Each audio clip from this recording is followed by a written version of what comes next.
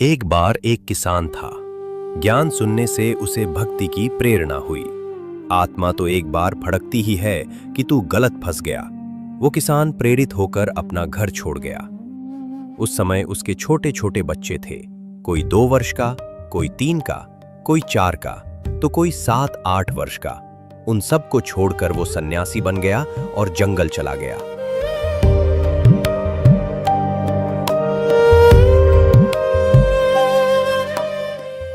वहां जंगल में उसे एक गुरु मिल गया।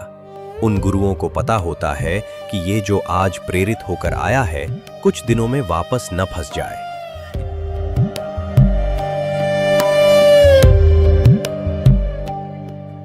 इसलिए उस गुरु ने क्या किया, पूरे 12 वर्ष तक उस व्यक्ति किसान को कहीं जाने ही नहीं दिया।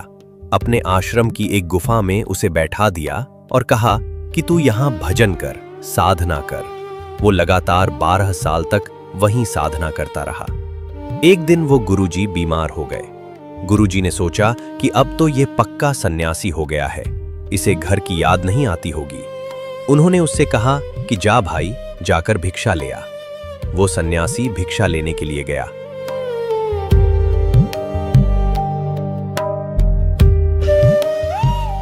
तभी एक माई भिक्षा डालने के लिए आई।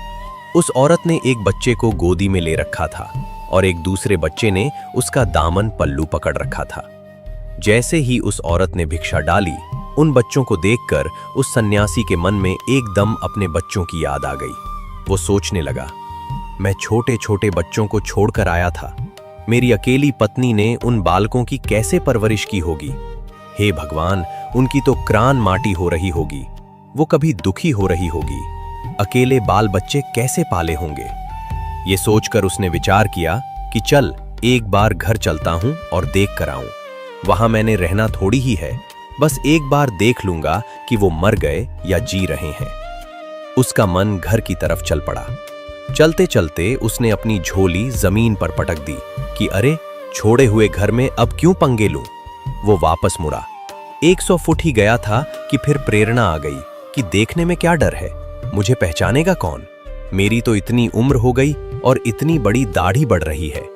वो फिर वापस मुड़ा।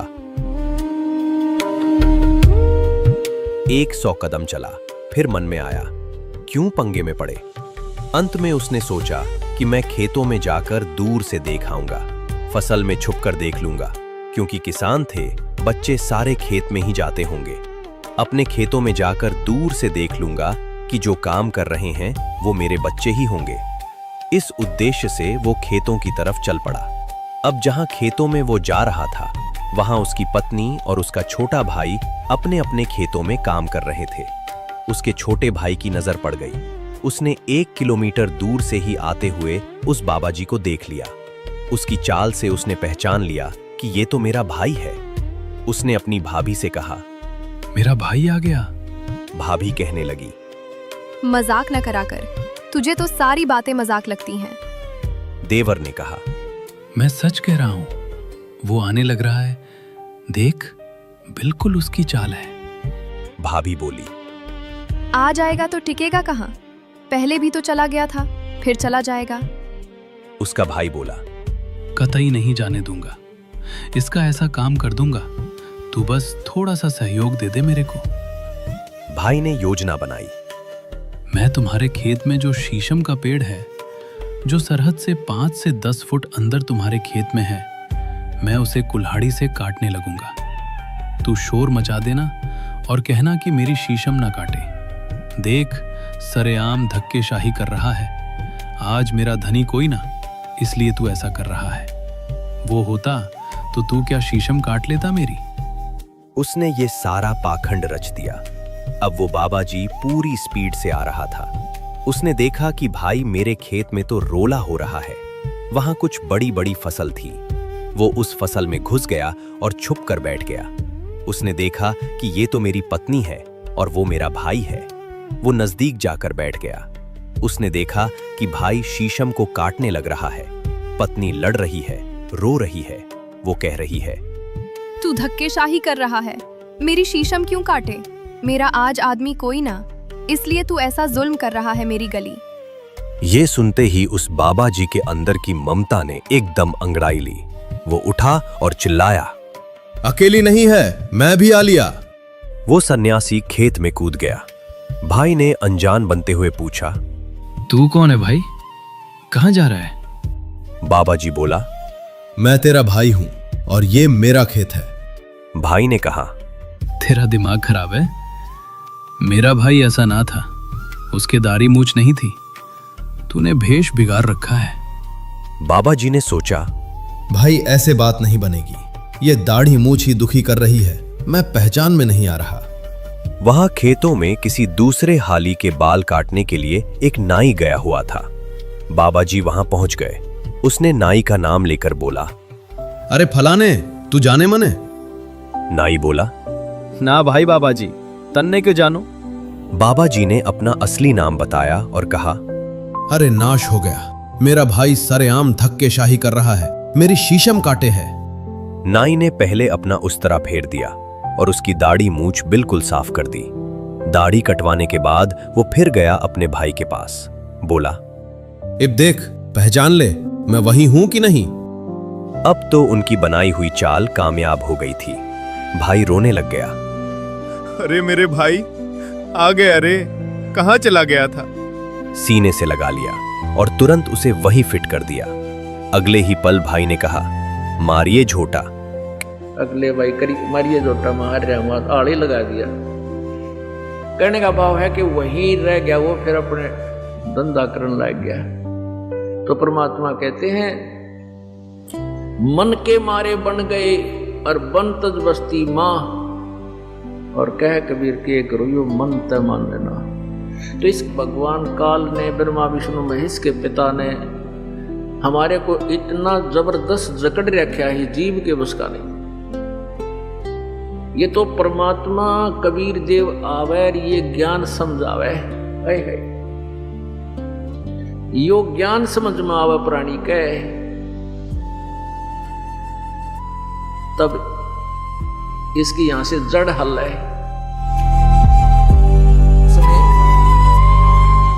एक भस्मागिरी नाम का एक तपस्वी था, तमोगुण शिव की साधना करता था और भगवान शिव के गेट के सामने धरना धर दिया।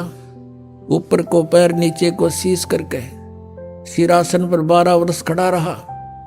एक दिन पार्वती के प्रार्थना से भगवान शिव से कहा पार्वती जी ने कि आप तो देवों के देव हैं, महादेव हैं, आपका भगत क्या मांगता है, इसको देव यहाँ से चलता करो, इसको समय सुबह सुबह माथे लग गई हो यहाँ पर। भगवान शिव ने कहा कि बोल भाई भस्मागिरी क्या मांगता है। भस्मागिरी ने कहा कि आप वचनबद्ध हो जाओ प्रभु, तब मांगू। शिव जी ने कहा वचनबद्ध हो गया बच्चा, मांग क्या मांगता है। वो खड़ा हो गया, फिर तो छोड़ दिया सिरासन, सीधा खड़ा हो गया। कहने लगा भगवान आप ये भस्म कड़ा दे दो। भगवान शिव जी के पास एक भस्म कड़ा था, हाथ में पहन रखा था, और कोई भी किसी की तरफ ऐसे करके उसके सिर पे करके नू कह दे भस्म, वो भस्म हो जाता था। इसका खूब पता था भस्मागिरी ने। अब उसने किस लिए तपस्या की थी भगवान शिव जी की कि पार्वती को तो पत्नी बनाऊंगा, भस्म कड़ा लेकर शिव जी ने मारूंगा। जो ही भगवान शंकर ने वो कड़ा निकाल कर दे दिया कि ले बच्चा। भगवान शिव ने न सोचा था यो जंगल में रहता है, अपनी रक्षा के लिए लेता होगा राक्षसों से। भगवान शिव ने ये भी ना पता था तेरा दुश्मन है, भगत नहीं। हाथ में कड़ा आते ही कहने लगा, ओले शंकर होशियार, तुझे मारूंगा, पार्वती को पत्नी बनाऊंगा। अब जो तेवर बदले दिखे श्री भगवान शंकर जी ने, तमोगुण शंकर ने, और अपने पुजारी की से के, तो भगवान शिव जी ने वहां से फिर कका उठा दिया, 100 की स्पीड पकड़ दी, भाग लिए जोर तय। पीछे पीछे भस्मागिरी, आगे आगे भगवान, पाछे पुजारी, आगे और भगवान, और उनका सांग लिकट रहा वहां पे।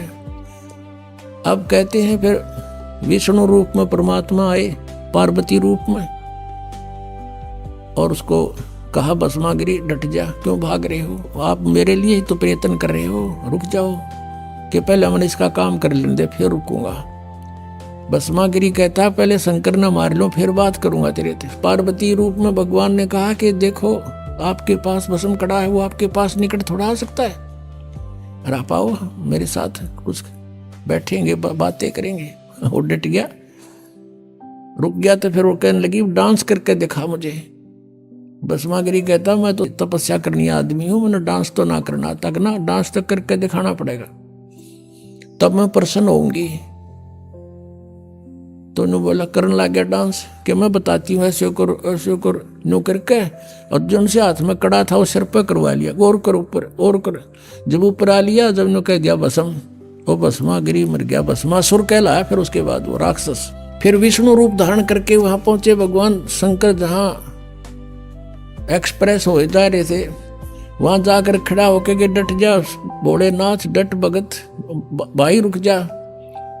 अब देखा विष्णु जी है, भागले भागले आ जा, भागले। बोला कहाँ क्या क्यों भाग रहे हो? कि भस्मागिरी ने मेरे से ऐसे ऐसे धोखा कर दिया। तो भगवान विष्णु रूप में परमात्मा थे, वो पूर्ण ब्रह्मा की रक्षा करते इनकी। कहने लगे कि देख वो मैंने मार दिया, ये तेरा भस्म कड़ा रहा, पकड़े ना जच्ची उसका, कि उसका तो बहुत भयंकर रूप विकराल रूप था, वो नू कैसे दे दिया कड़ा। तो वापस आए, बताया कि ये राख पड़ी उसकी, यहां मरा वो। तो भगवान शिव जी का कलेजा ठंडा हुआ। आरामी न भगवान माने थे, यह कथा रोज पढ़ा करते कि भगवान भस्मागिरी का आगे भाग लिया शंकर जी। अगर अविनाशी होते, अजर अमर होते तो कहते आजा भाई, करके करेगा। जैसे कबीर परमात्मा को ऐसे काट दिया था, 50 टुकड़े शेख तकी ने करवा दिए थे, और न्यू के न्यू खड़े हो गए भगवान सामने। और भी बहुत सी यातनाएं दी थी, पर मालिक उसमें गंगा में डुबो दिए थे, बाहर खड़े पाए थे। अपने आत्मा ये तमोगुण के पुजारी राक्षस कहलाया भस्मागिरी, नहीं भस्मा असुर कहलाया। उसके बाद वो